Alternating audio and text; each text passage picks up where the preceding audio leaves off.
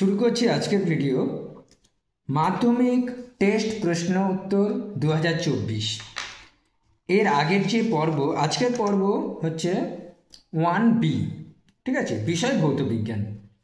আজকের এই পর্বে আলোচনা হবে ভেরি শর্ট অ্যান্সার, অর্থাৎ বিভাগ ক্ষয়ের 1 নম্বরে যে সকল প্রশ্ন আছে তার উত্তর নিয়ে আলোচনা করব। আগের পর্বে কি হয়েছিল একটু দেখিয়ে দিই। আগের পর্বে আমরা MCQ পর্ব A1-এ আলোচনা করেছি। এখানে 15টি প্রশ্ন নিয়ে আলোচনা হয়েছে এবং বিস্তারিত ব্যাখ্যা সহ আমি বলেছি।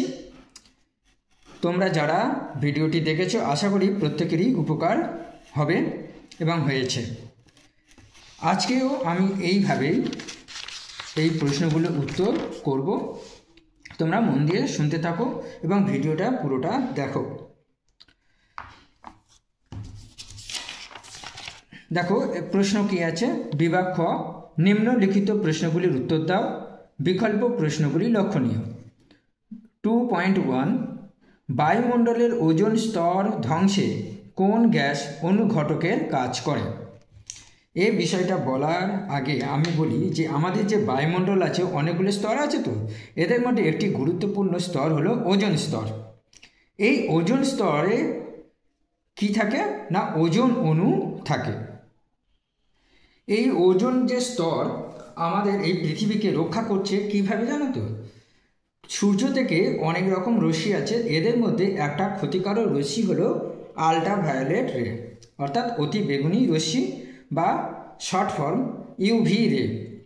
এই UV রে যখন আসে তখন ওজোন স্তরের অক্সিজেন কি করে, ওই UV রেকে শোষণ করে নেয় এবং ভেঙে গিয়ে অক্সিজেন পরমাণু তৈরি করে। একটা অক্সিজেন পরমাণু একটি অক্সিজেন অণুর সঙ্গে যুক্ত হয়ে ওজোন অণু তৈরি করে, ঠিক আছে।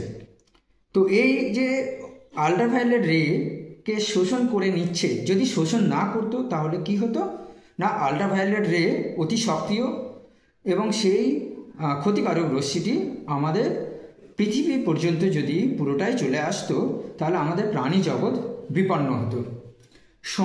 আমাদের বায়ুমণ্ডলের উষ্ণতা বেড়ে যেত, সমুদ্রের জল শুকিয়ে যেত, আমাদের ত্বক ক্যান্সার হতো, হ্যাঁ, চামড়ার যে ক্যান্সার, নানা রকম অসুখ বিসুখ হতো। মানে এটা খুব ক্ষতিকারক একটা বিষয়। এই ওজোন স্তর আছে বলেই আমাদের পৃথিবী রক্ষা পেয়েছে। কিন্তু মানব সভ্যতা যত উন্নত হয়েছে, বিভিন্ন কল কারখানা এবং নানা রকম পদার্থ তৈরি করার জন্য গ্রিন হাউস গ্যাস উৎপন্ন হয়েছে। গ্রিন হাউস গ্যাসগুলোর মধ্যে carbon dioxide, chlorofluorocarbon, nitrous oxide ইত্যাদি ইত্যাদি। আগের ভিডিওতে তোমরা গ্রিন হাউস গ্যাসটা আমি বিস্তারিত বলেছি, একটু দেখে নেবে। তো এদের মধ্যে সবচেয়ে ক্ষতিকারক যে গ্যাসটা অল্প পরিমাণে থাকলেও সেটা ক্লোরোফ্লুরোকার্বন। এই ক্লোরোফ্লুরোকার্বন ওজোন স্তরকে ধ্বংস করার ক্ষেত্রে যথেষ্ট। তো তোমাদের প্রশ্নে ওজোন স্তরকে কোন গ্যাস অনুঘটকের মতো কাজ করে, উত্তরটা হবে CFC গ্যাস, ঠিক আছে। এটা উত্তর, হ্যাঁ, উত্তরটা আমি লিখে দিচ্ছি। কিন্তু CFC গ্যাস কীভাবে অনুঘটকের মতন কাজ করে? তোমরা জানো যে অনুঘটকটার ব্যাপারটা কী। অনুঘটক একটা রাসায়নিক পদার্থ যা রাসায়নিক বিক্রিয়ায় উপস্থিত থেকে নিজে ঠিক থাকবে, কিন্তু রাসায়নিক বিক্রিয়াটাকে বাড়িয়ে দেবে, ত্বরান্বিত করবে, দ্রুত হারে বিক্রিয়াটা ঘটাবে, ঠিক আছে। তো এই CFC গ্যাস সম্পর্কে আমি একটুখানি অল্প করে, খুব অল্প ভাষায় বলবো এবং কিভাবে অনুঘটকের মতন কাজ করে সেটা একটু আমি বোঝাবো। কারণ এটাও একটা গুরুত্বপূর্ণ প্রশ্ন যে ওজোন স্তর ধ্বংস করার জন্য CFC গ্যাসের ভূমিকা কী। পরীক্ষা খাতায় তোমরা ঠিক এইটুকুই উত্তরটা লিখবে। এখন আমি যেটা বলবো সেটা আলোচনা করব, ঠিক আছে। কেন CFC গ্যাস অনুঘটকের মতন কাজ করে, কিভাবে CFC গ্যাস অনুঘটকের মতো আচরণ করে। CFC গ্যাস হলো নিষ্ক্রিয় গ্যাস, অদাহ্য, অর্থাৎ এটি আগুন সৃষ্টি করে না, মানে কোনো পদার্থকে জ্বলতে সাহায্য করে না বা নিজেও জ্বলে না। এটা হলো বিষহীন এবং এই গ্যাসটি বায়ুতে স্থায়ী যৌগ। সিএফসি গ্যাসের রাসায়নিক গঠনটা হলো CFCl3। প্রথমে সিএফসি গ্যাস কি করে, আল্ট্রাভায়োলেট রে শোষণ করে। আল্ট্রাভায়োলেট রে শোষণ করার পর সিএফসি গ্যাস ভেঙে যায় এবং সক্রিয় ক্লোরিন উৎপন্ন করে। সিএফসি গ্যাস ইউভি রে শোষণ করে এবং ভেঙে যায় CFCl2 প্লাস ক্লোরিন, এটা হচ্ছে সক্রিয় ক্লোরিন। ঠিক আছে, এই যে ডটটা দিয়েছি এর মানে হলো এটা হলো সক্রিয় বা অ্যাক্টিভ ক্লোরিন, পারমাণবিক অবস্থায় থাকে। এই সক্রিয় ক্লোরিন কি করে, সক্রিয় ক্লোরিন ওজনের সঙ্গে যুক্ত হয়, অর্থাৎ ওজোন স্তরে যে ওজোন অণুগুলো আছে সেই ওজোন অণুর সাথে যুক্ত হয়ে ক্লোরিন মনোক্সাইড উৎপন্ন করে এবং সেই সঙ্গে অক্সিজেন গ্যাস উৎপন্ন করে। এরপর এই ক্লোরিন মনোক্সাইড আবার আরেকটা ওজোন অণুর সঙ্গে যুক্ত হয়। যুক্ত হওয়ার সময় কি হয়, ক্লোরিন সক্রিয় ক্লোরিন উৎপন্ন করে। আর এখান থেকে যে অক্সিজেনটা বেরিয়ে আসছে সেই অক্সিজেন এই ওজোন অণুর সঙ্গে যুক্ত হয়ে দুই অণু অক্সিজেন অণু তৈরি করে। তাহলে বিষয়টা কি হলো আরেকবার বলছি, ক্লোরোফ্লোরোকার্বন আল্ট্রাভায়োলেট রে শোষণ করে CFCl2 উৎপন্ন করে এবং সক্রিয় ক্লোরিন উৎপন্ন করে।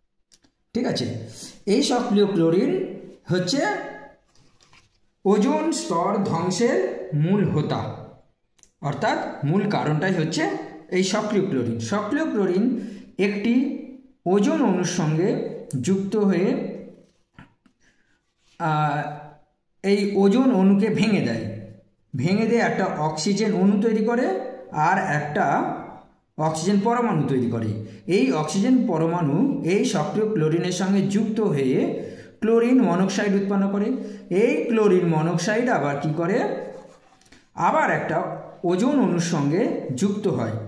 যুক্ত হওয়ার সময় এখান থেকে অক্সিজেনটি বেরিয়ে আসে, অর্থাৎ একটা সক্রিয় ক্লোরিন উৎপন্ন করে আর একটা অক্সিজেন পরমাণু তৈরি করে।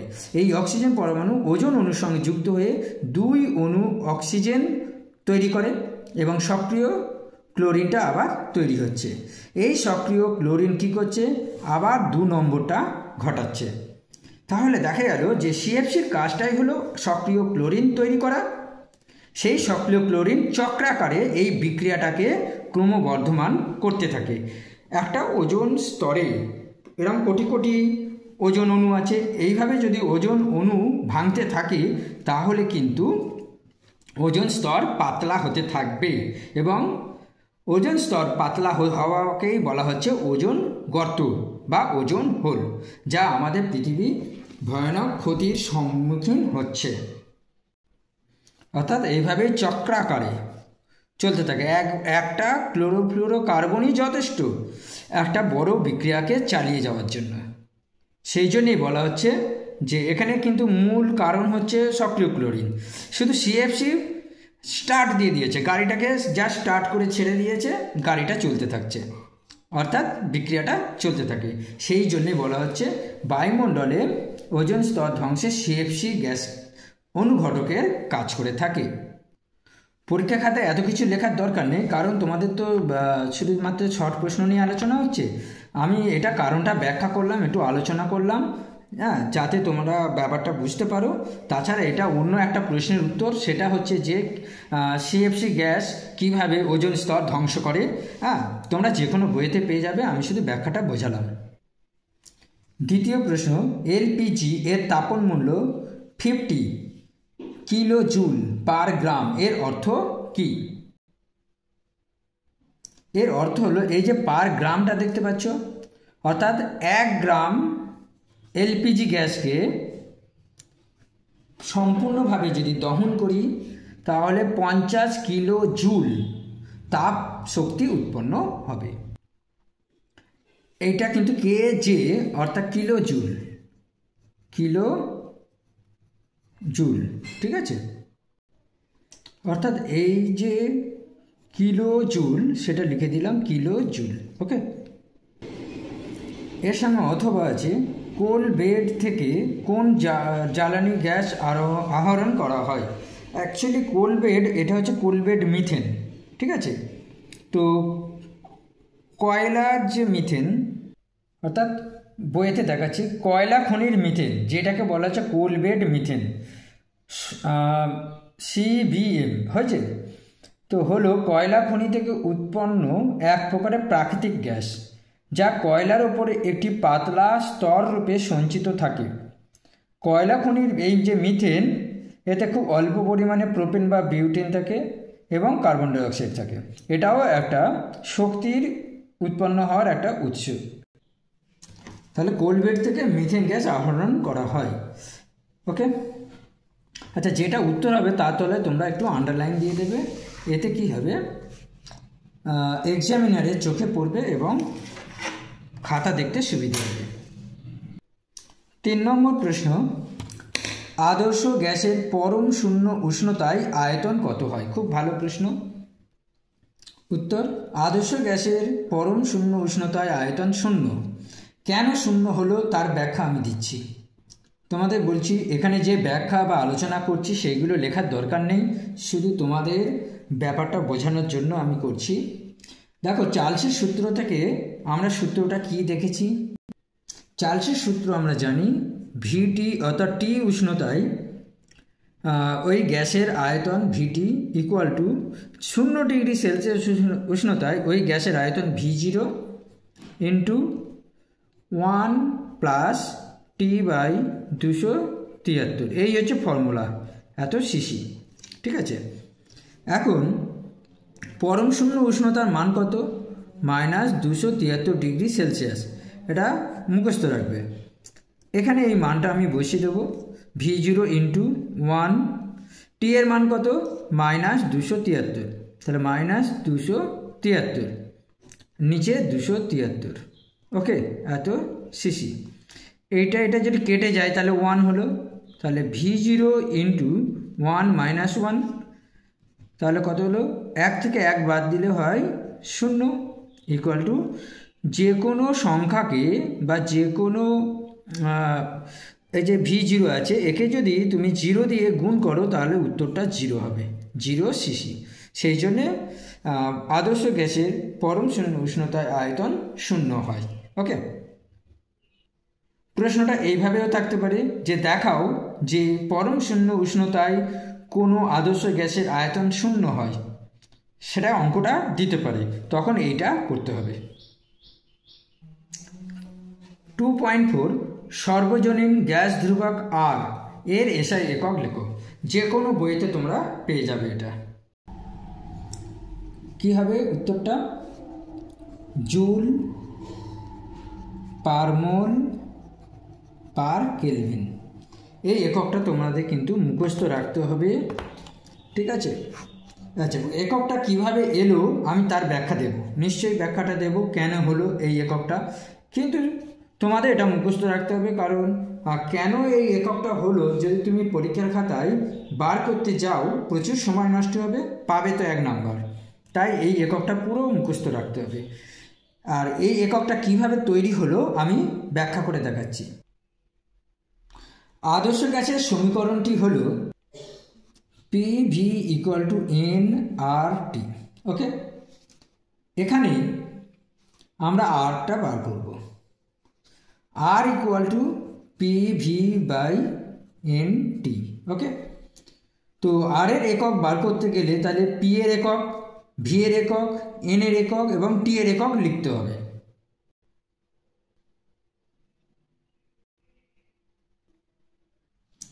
এখন তোমরা ক্লাস 9-এ P এর এককটা শিখেছো, অর্থাৎ চাপের একক। চাপের এককটা কি? Newton per metre square.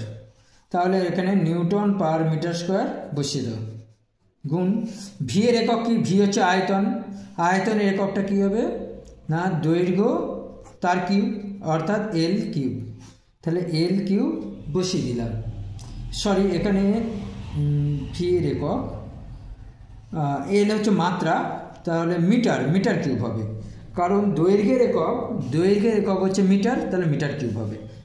একটু ভুল হয়ে গেল, মিটার কিউব। ওকে, এনের একক, এন তো মোল, পদার্থের পরিমাণ, তাহলে এখানে মোল লিখতে হবে, মোল, ইন্টু টি এর একক কি, টি এর একক হলো কেলভিন, কেলভিনকে কে দিয়ে লেখা হয়, হ্যাঁ এখানে হচ্ছে কেলভিন, এই কেলভিনকে শর্টে ক্যাপিটাল কে লেখা হয়। তাহলে জিনিসটা কি দাঁড়ালো শেষ অবধি, না নিউটন, এটা গুণ করলে কি হবে, -2 পাওয়ার আর 3 পাওয়ার যোগ করলে হচ্ছে শুধু মিটার, তাহলে নিউটন মিটার হলো। আর এখানে যেহেতু নিচে মোল আছে তাই মোল টু দি পাওয়ার -1, আর কে নিচে আছে তাহলে কে টু দি পাওয়ার -1। এই যে বিষয়টা নিউটন মিটার, এই নিউটন মিটারটা কি, কিসের একক, নিউটন হচ্ছে বলের একক, বল মানে ফোর্স, আর মিটার হচ্ছে স্মরণের একক, এইটা কিন্তু কৃতকার্যের একক, ঠিক আছে, কৃতকার্যের একক। আর কৃতকার্য অর্থাৎ কার্য, ওয়ার্ক ডান, এর এককটা হচ্ছে জুল, ঠিক আছে, এর একক হচ্ছে জুল, যাকে শর্টে জে লেখা হয়। তাহলে দাঁড়ালো কি, J mole to the power -1 আর কে টু দি পাওয়ার -1, এটাই হচ্ছে উত্তর। আমি তো তৈরি করে দেখালাম কিভাবে এলো, কিন্তু তোমরা এটা রেডিমেড তৈরি রাখবে বা মুখস্থ রাখবে। 2.5 তাপ পরিবাহিতাঙ্কের মাত্রীয় সংকেত লেখো। তোমরা এটা মুখস্থ রাখবে, ml t to the power -3 k to the power -1, বা আর একভাবে লেখা যায় ml t to the power -3 theta, এর নাম হচ্ছে থিটা টু দি পাওয়ার -1। তো আমি তোমাদের প্রেফার করব এইটা লেখার জন্যে, হ্যাঁ এটা লিখতে যেও না, কারণ তোমরা এই থিটাটা মনে রাখতে পারবে না, এইটা মনে রাখাটা সহজ, ওকে। এখন এটা তো মুখস্থ রাখতেই বলবো, এই জন্যে যে তাপ পরিবাহিতাঙ্কের মাত্রীয় সংকেত পরীক্ষায় আসার খুব সম্ভাবনা আছে, এটা পুরোপুরি মুখস্থ রাখবে। কিন্তু কিভাবে এইটা এলো আমি সেটা একটু আলোচনা করে দিতে চাইছি, যাতে তোমাদের পক্ষে বুঝতে সুবিধা হয়। দেখো, কোনো ফলকের মধ্যে দিয়ে যদি তাপ প্রবাহিত হয়, সেই ফলকের এই যে ক্ষেত্রফলটা, এটা হচ্ছে ক্ষেত্রফল, এটা হচ্ছে এ, এটা হচ্ছে একটা ফলক, ফলকের দৈর্ঘ্য হচ্ছে এল, এই পৃষ্ঠের উষ্ণতা θ1, এই পৃষ্ঠের উষ্ণতা হচ্ছে θ2, আর তাপ প্রবাহিত হতে সময় লাগে টি। তো এই সংক্রান্ত ভিডিও আমার দেওয়া আছে প্লেলিস্টে, তাপের প্রসারণ চ্যাপ্টারটা তোমরা যদি খোলো তাহলে দেখতে পাবে। তো প্রবাহিত তাপ পরিবহনের যে পরিমাণটা, এই ফলকের মধ্যে দিয়ে যে পরিমাণ তাপ প্রবাহিত হচ্ছে, Q = K A θ1 - θ2 into T divided by L. আমি ডিটেলসে বলবো না, কারণ অনেকটা সময় নষ্ট হবে। এখান থেকে কে বার করতে হবে, কে, এই কে হচ্ছে তাপ পরিবাহিতাঙ্ক, আর এখানে যে কেটা, এই কে হচ্ছে তোমার উষ্ণতা, উষ্ণতার মাত্রাকে বোঝায়, ঠিক আছে। এটা কিন্তু অনেকে একটু ভুল করে ফেলতে পারো, একটু সাবধান করে দিচ্ছি। এই কে হচ্ছে তাপ পরিবাহিতাঙ্ক, এই যে তাপ পরিবাহিতাঙ্ক এই কে, আর এই কেটা হচ্ছে উষ্ণতা। তাহলে সেক্ষেত্রে তোমরা এটা লিখতে পারো, অসুবিধে নেই। তবে কেউ যদি এটা লেখো অসুবিধা নেই, হ্যাঁ এটাও রাইট, কিন্তু একটু উল্লেখ করে দেবে। তো কে = কি দাঁড়াচ্ছে না, Q into L divided by A θ1 - θ2 into T. এদের মাত্রাগুলো তোমাকে বসাতে হবে, অর্থাৎ কে এর মাত্রা = কিউর মাত্রা, এল এর মাত্রা, এর মাত্রা, θ1 - θ2 মাত্রা এবং টি এর মাত্রা বসাতে হবে। এখন কিউ এর মাত্রাটা তোমরা ক্লাস 9-এ যে কৃতকার্য বা কার্য, আমি তোমাদের একটু বলে দিচ্ছি, কার্য = W, এর যে মাত্রা, এর মাত্রাটা তোমরা দেখে নেবে, সে দেখে নিয়ে এখানে বসিয়ে দেবে। তো কার্যের মাত্রা হলো mL² T⁻², ক্লাস 9-এ শেখানো হয়েছে। এল এর মাত্রা হচ্ছে এল, এর মাত্রা এ হচ্ছে ক্ষেত্রফল, এ হচ্ছে ক্ষেত্রফল। হ্যাঁ, আমরা কি জানি না ক্ষেত্রফল হচ্ছে দৈর্ঘ্য গুণ দৈর্ঘ্য। তাহলে কী হবে এল গুণ এল ডবল এল, তাহলে ক্ষেত্রফল হচ্ছে এল স্কোয়ার। আচ্ছা, উষ্ণতা, উষ্ণতার মাত্রাকে আমরা কেলভিন দিয়ে প্রকাশ করি, সেই জন্য কে লেখা হয়। তা এখানে বলা হচ্ছে থিটা, ক্যাপিটাল থিটা, একটা বড় গোল দেবে আর মাঝখানে এরকম কেটে দেবে, এটা হচ্ছে ক্যাপিটাল থিটা, এটাও লেখা যায়। তো কে লেখাটাই ভালো, কে, এবং টি এর যে মাত্রা, টি হচ্ছে টাইম, তাহলে ক্যাপিটাল টি। এটাকে একটু গুছিয়ে লিখতে হবে। এই এল স্কোয়ার, এই এল স্কোয়ার কেটে গেল, তাহলে একটা এল থেকে গেল, তাহলে M L. R T two the পাওয়ার, এই যে -2 আছে, আর এটা হচ্ছে নিচে একটা টি আছে, এই টি উপরে গেলে -3, আর কে উপরে গেলে কে টু দি পাওয়ার -1। ওকে, এই হচ্ছে উত্তর।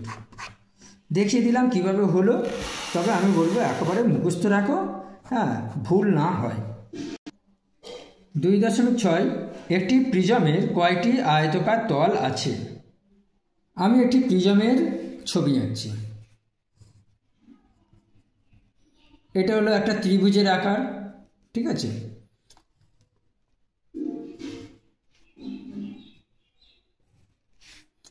এবং এটা জুড়ে দিতে হবে। এই যে গঠনটা দেখতে পাচ্ছ, এই গঠনটার একটা হচ্ছে এই সাইডে আয়তাকার তল, ওকে, আর একটা হচ্ছে এই যে তলটা আঁকছি, এটাও একটা আয়তাকার তল, আর একটা তল হচ্ছে নিচেরটা, এইটা, তাহলে তিনটে তল। সেই জন্য উত্তরটা হচ্ছে একটি প্রিজমের 3টি আয়তাকার তল আছে। আর কি আছে না, 2টি ত্রিভুজাকার তল আছে, ঠিক আছে। তাহলে আয়তাকার তল 3টি, ত্রিভুজাকার তল 2টি। এই যে আঁকলাম আর এই যে বিষয়টা লিখলাম, এটা লেখার দরকার নেই, তোমাদের দেখানোর জন্য আমি এটা করলাম। তোমাদের উত্তরটা শুধু এইটা, ওকে। দেখো 2.7 সত্য বা মিথ্যা লেখো। কাঁচের স্ল্যাবে রশ্মির প্রতিসরণে কোনো চ্যুতি ঘটে না, এটা সত্যি না মিথ্যে? তো আমি আগে বিষয়টা ব্যাখ্যা করব, তারপর তোমরা নিজেরাই বলতে পারবে যে এটা সত্যি না মিথ্যা। দেখো আমি একটা কাঁচের স্ল্যাব আঁকছি, এই হচ্ছে একটা কাঁচের স্ল্যাব, ঠিক আছে। এই দুটো বাহু হচ্ছে সমান্তরাল, ওকে। আচ্ছা, এইটা হচ্ছে একটা অবিলম্ব আঁকলাম, এখানে একটা অবিলম্ব আঁকলাম, কারণ আলোর রশ্মি যখন আসবে, এই আলোর রশ্মি আসছে, ঠিক আছে। আলোর রশ্মি এসে প্রথম তলে আপতিত হবে এবং দ্বিতীয় তলে প্রতিসৃত হবে। তো দ্বিতীয় তলে কি হবে না, প্রথম তলে এখানে আপতিত হলো। যদি এই মাধ্যমটা অর্থাৎ কাঁচের স্ল্যাব না থাকতো, তাহলে রশ্মিটা সোজা এই পথে চলে যেত। তাহলে আরেকবার বলছি, আলোক রশ্মি আসছে, এই কাঁচের স্ল্যাব যদি না থাকতো, তাহলে এই সোজা কাটা কাটা কাটা কাটা যে ডট ডট লাইনটা টানলাম, এই লাইন বরাবর চলে যেত। কিন্তু এই কাঁচের স্ল্যাবের প্রথম তলে আপতিত হওয়ার ফলে আলোর প্রতিসরণ হয়। আলো, এটা হচ্ছে বায়ু মাধ্যম, আর এটা হচ্ছে কাঁচ মাধ্যম, আবার এটা হচ্ছে বায়ু মাধ্যম। আমরা জানি যে আলো যখন লঘু আর ঘন এই দুই মাধ্যমে যখন যাতায়াত করে, তখন লঘু মাধ্যম থেকে যদি আসে, তখন ঘন মাধ্যমে প্রবেশের সময় অবিলম্বের দিকে বেঁকে আসে, অর্থাৎ আলোক রশ্মি এই পথে না গিয়ে একটু বেঁকে অবিলম্বের দিকে সরে আসে, অর্থাৎ এই দিকে সরে আসে। এক্ষেত্রে তাই হবে, সরে এসে এই পথ বরাবর যাবে, ওকে। আবার দেখো আলোক রশ্মি এটা আমরা ক্লাস 7-এ প্রথম পড়েছিলাম। আলোক রশ্মি যখন আবার ঘন মাধ্যম থেকে লঘু মাধ্যমের দিকে আসবে তখন কি হয় না, ঘন মাধ্যম থেকে আসছে আলোক রশ্মি, লঘু মাধ্যমে যখন প্রবেশ করবে অভিলম্ব থেকে দূরের দিকে সরে যাবে। ঠিক আছে, এটা প্রত্যেকেই আমরা জানি। তো কাঁচ হচ্ছে ঘন মাধ্যম আর বায়ু হচ্ছে লঘু মাধ্যম। লক্ষ্য করো, এটাও বায়ু মাধ্যম, এটাও বায়ু মাধ্যম, তাহলে দুটো একই লঘু মাধ্যম। সেই জন্য আলোক রশ্মি ঘন মাধ্যম অর্থাৎ কাঁচ মাধ্যম থেকে যখন বায়ু মাধ্যমে অর্থাৎ লঘু মাধ্যমে প্রবেশ করবে, এটা লঘু মাধ্যম আর এটা ঘন মাধ্যম। ঠিক আছে, যখন প্রবেশ করবে আবার যখন আসবে তখন ঠিক এইভাবে প্রতিষ্ঠিত হবে, এইভাবে প্রতিষ্ঠিত হবে যাতে এইটা এবং এইটা সমান্তরাল হয়, সমান্তরাল হয়। অর্থাৎ এই রশ্মিটা কখনো এই ডট ডট লাইনটাকে কাট করবে না। বোঝা গেল? তাহলে বিষয়টা হলো এটাই যে আলোক রশ্মি যখন প্রথমে এই পথে এলো, প্রতিষ্ঠিত হয়ে এই পথে এলো, আবার প্রতিসরণের পর সোজা এই পথে বেরিয়ে আসবে। অর্থাৎ প্রথম যে রশ্মিটা যে পথ বরাবর যেতে পারত সেই পথের সাথে দ্বিতীয় তল থেকে নির্গত রশ্মি পরস্পর সমান্তরালভাবে বেরিয়ে যাবে, পরস্পর সমান্তরালভাবে বেরিয়ে যাবে। কখনো দুটো লাইন কাট করবে না, ছেদ করবে না। এই বিষয়টা হচ্ছে পার্শ্ব সরণ ঘটে। পার্শ্ব সরণ ঘটে অর্থাৎ প্রথম রশ্মি এবং দ্বিতীয় যে রশ্মি এরা দুজনে পরস্পর সমান্তরাল, তাই কখনো কাট করবে না বা ছেদ করবে না। সেই জন্য বলা হচ্ছে এর কোনো চ্যুতি ঘটে না, অর্থাৎ ঘটনাটা সত্য, কোনো চ্যুতি ঘটে না। চ্যুতি মানে চ্যুতির বিষয়টা কি? চ্যুতির বিষয়টা আমি এটাই বলছি যে মনে করো একটা প্রিজম আঁকলাম, ঠিক আছে, তো আলোক রশ্মি এই পথে আসছে। আচ্ছা না, এটা জটিল হয়ে যাবে, এটা বাদ দাও, আমি এটা দিয়ে বোঝাচ্ছি। আলোক রশ্মি এই পথে যাওয়ার কথা, এই পথে যাওয়ার কথা, কিন্তু বেঁকে এই পথে চলে এলো। এটা হচ্ছে লঘু আর এটা হচ্ছে ঘন, তাই এই পথে চলে এলো। তাহলে চ্যুতি কত হলো? এই যে কতটা কোণ বেঁকে গেল, এটাই হচ্ছে চ্যুতি। কিন্তু এখানে দেখো, যদি এটা 60 ডিগ্রি কোণ হয় তাহলে এটাও 60 ডিগ্রি কোণ, কোণ একই আছে, তাহলে চ্যুতি ঘটছে না। কিন্তু এক্ষেত্রে এই কোণটা যদি 60 ডিগ্রি হয় তাহলে এই কোণটা কমসে কম আমি ধরে নিচ্ছি 80 ডিগ্রি। ঠিক আছে, 80 ডিগ্রি। এটা যদি 60 ডিগ্রি হয় তাহলে এটা ধরে নিচ্ছি 10 ডিগ্রি। তাহলে কি হচ্ছে? 60 হলো না, তাই না? যেন একটা চ্যুতি ঘটেছে। চ্যুতির পরিমাণটা কত হচ্ছে? এইটা হচ্ছে চ্যুতির পরিমাণ। তাহলে চ্যুতির পরিমাণ হবে তোমার 60 থেকে 10 বিয়োগ দিতে হবে, অর্থাৎ 50 ডিগ্রি। এটা হলো 50 ডিগ্রি। কিন্তু এই যে ছবিটা আঁকলাম, এই ছবির ক্ষেত্রে কিন্তু এটাও 60, এটাও 60, তাই এর কোনো চ্যুতি ঘটেনি। 2.8 একটি ধাতব পরিবাহীর ক্ষেত্রে ওহম সূত্র অনুযায়ী IV লেখচিত্র অঙ্কন করো। ঠিক আছে, তো আমি এই প্রশ্নটা যা উত্তর হবে সেটা আমি দেখাবো, সেই সঙ্গে আরও কিছু কথা আমি বলে দেব। একটি ধাতব পরিবাহীর ক্ষেত্রে ওহম সূত্র অনুযায়ী IV লেখচিত্র, এটা যে কোনো বইতে তোমরা পেয়ে যাবে। এইটা হচ্ছে এক্স অক্ষ অর্থাৎ এটাকে বলা হচ্ছে ভুজ বরাবর ভোল্ট। তাই এটা হচ্ছে বিভব প্রভেদ। এই ভি হচ্ছে বিভব প্রভেদ, এটা বিভব প্রভেদ। আর এইটা হচ্ছে তড়িৎ প্রবাহ মাত্রা। ওকে, তো এটা কি হয় না, বিভব যত বাড়ে তড়িৎ প্রবাহ তত বাড়ে। সেই কারণে এটা যে পরিমাণ বাড়তে থাকবে আয়ও সেই পরিমাণ বাড়তে থাকবে। তাহলে এর যে লেখচিত্রটা হবে, লেখচিত্র, সেটা হচ্ছে স্ট্রেট লাইন। আর এই স্ট্রেট লাইন মূল বিন্দু, এটা হচ্ছে মূল বিন্দু। তাহলে মূল বিন্দুগামী একটা সরল রেখা। তাহলে তোমাকে লিখতে হবে, এই গ্রাফটা আঁকলেই তুমি নম্বর পাবে, তবে সেক্ষেত্রে এই লেখাটা লিখলে আরও ভালো হয়। আইভি লেখচিত্রটি একটি মূল বিন্দুগামী সরল রেখা। এটা তলা আন্ডারলাইন দিয়ে দিলাম, ঠিক আছে। তো তোমাদের এই গ্রাফটা আঁকতে হবে আর এই লেখাটা লিখতে হবে, লিখলে উত্তর কমপ্লিট। প্রশ্ন নম্বর 2.9, লেঞ্জের সূত্র থেকে কি জানা যায়? অর্থাৎ লেঞ্জের সূত্র থেকে জানা যায় আবিষ্ট প্রবাহের অভিমুখ, ঠিক আছে।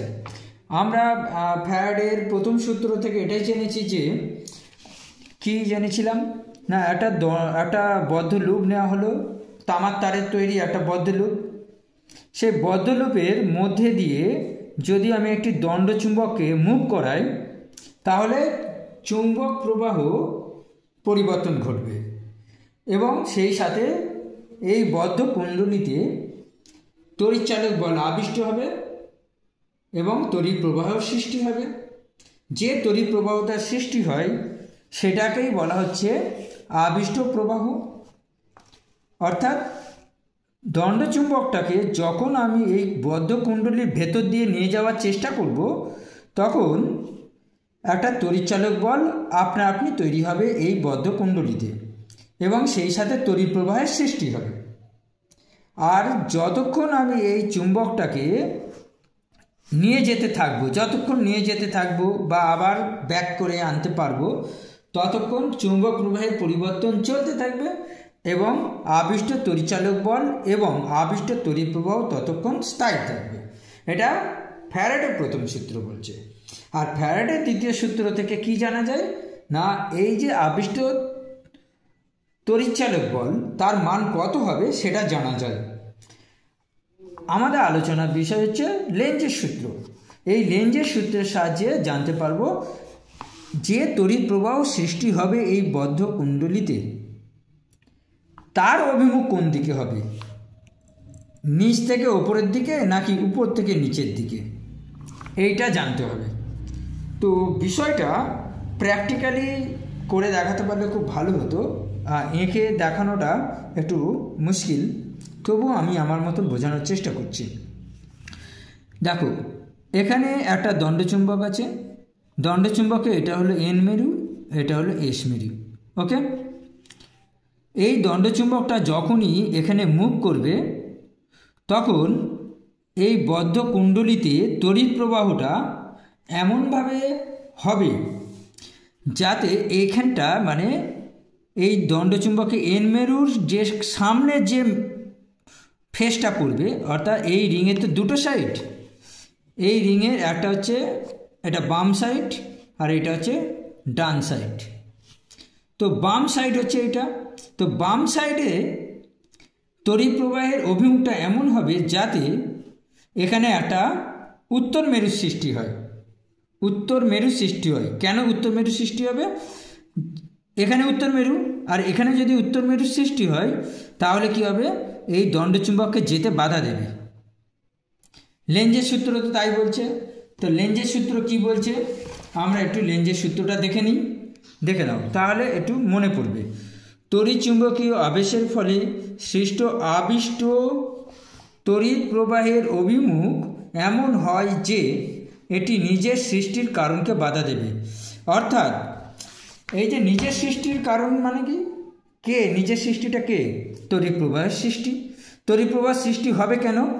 দণ্ডচুম্বক যদি মুভ করে, যদি এর মধ্যে দিয়ে যেতে চেষ্টা করে অর্থাৎ মুভ করে, আর মুভ করলেই তড়িৎ প্রবাহ সৃষ্টি হবে। তাহলে মুভ করাকে বন্ধ করতে হবে, অর্থাৎ দণ্ডচুম্বকটা যে যাচ্ছিল তাকে স্টপ করতে হবে। তাকে স্টপ করতে গেলে কি করতে হবে না, এই বাম দিকে উত্তর মেরু সৃষ্টি করতে হবে আর ডান দিকে দক্ষিণ মেরু সৃষ্টি করতে হবে। তো এই জায়গাটায় যদি উত্তর মেরু সৃষ্টি হয় তাহলে উত্তর মেরু কী হবে, বিকর্ষণ বল কাজ করবে। আর বিকর্ষণ বল কাজ করলে কি হবে, এই দণ্ডচুম্বক আর যেতে পারবে না। তাহলে কি হবে, দণ্ডচুম্বক যদি মুভ না করতে পারে তাহলে তড়িৎচালক বল আর সৃষ্টি হবে না। তড়িৎচালক বল সৃষ্টি না হলে তড়িৎ প্রবাহ বন্ধ হয়ে যাবে। তাহলে বাধা দেওয়া হলো। এই বিষয়টা। ওকে, আর যদি আমি ব্যাকে করি, অর্থাৎ আরেকটা ছবি আঁকছি, অর্থাৎ এই যে রিংটা, মানে এই রিংটাই এখানে এঁকেছি। দণ্ডচুম্বকটা আগে কি করছিল, রিংটার ভেতর দিয়ে যাওয়ার চেষ্টা করছিল, কিন্তু আমি কি করছি, এই দণ্ডচুম্বকটাকে এই রিং থেকে দূরের দিকে সরিয়ে নিয়ে যাওয়ার চেষ্টা করব। ঠিক আছে, যখনই আমি দূরের দিকে সরিয়ে নিয়ে যাওয়ার চেষ্টা করব, তখনই এই রিংটার মধ্যে একটা তড়িৎ প্রবাহ সৃষ্টি হবে। কোন দিকে হবে সেটা? হ্যাঁ, এখানে আরেকটা কথা আমার বলা হয়নি, এই যে উত্তর মেরুটা সৃষ্টি হচ্ছে, তো এই উত্তর মেরু সৃষ্টির কারণে এর যে অভিমুখটা সেটা হবে এই দিক বরাবর, এই দিক বরাবর, অর্থাৎ তড়িৎ প্রবাহের অভিমুখটা। এখন কেন, আমি কি করে পারলাম এই যে অভিমুখটা আঁকলাম, কি করে না, এনটাকে একটু এইভাবে আমি আঁকবো, কারণ একটা রিংয়ের মতন দেখতে হবে, তো এটা এন, তাই না, এটা হচ্ছে এন। এই এনের এইটাকে আমি একটু বাঁকিয়ে দিলাম, আর এনের এই দাঁড়িটাকে একটু বাঁকিয়ে দিলাম, তাহলে এখানে একটা অ্যারো চিহ্ন দিলাম, এখানে একটা অ্যারো চিহ্ন দিলাম, এই জন্যেই এখানে আমি এটা আঁকলাম। ঠিক আছে, যদি কোনো রিংয়ের বা বদ্ধ লুপের বাম পাশে যদি উত্তর মেরু সৃষ্টি করতে হয়, তাহলে তার তড়িৎ প্রবাহের অভিমুখটা এনের মতন লিখতে হবে, লিখে এই মাথার কাছে অ্যারো চিহ্নটা করে দিতে হবে।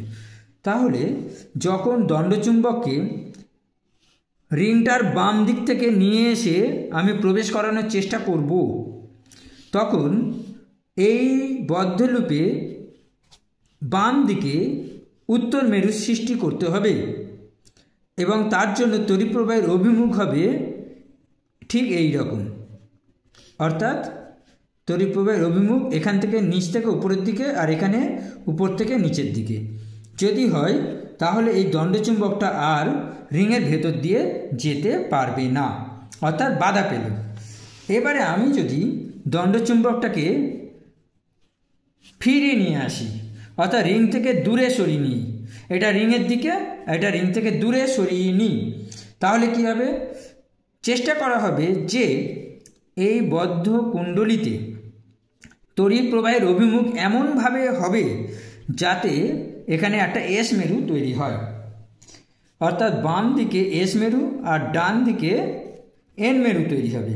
এতে কি হবে, এদের দুজনের মধ্যে একটা আকর্ষণ বল কাজ করবে, ফলে দণ্ডচুম্বককে যেতে বাধা দেবে, অর্থাৎ এই উত্তর মেরুকে এই রিংটা আকর্ষণ করবে, অর্থাৎ এই দণ্ডচুম্বককে যেতে বাধা দেবে।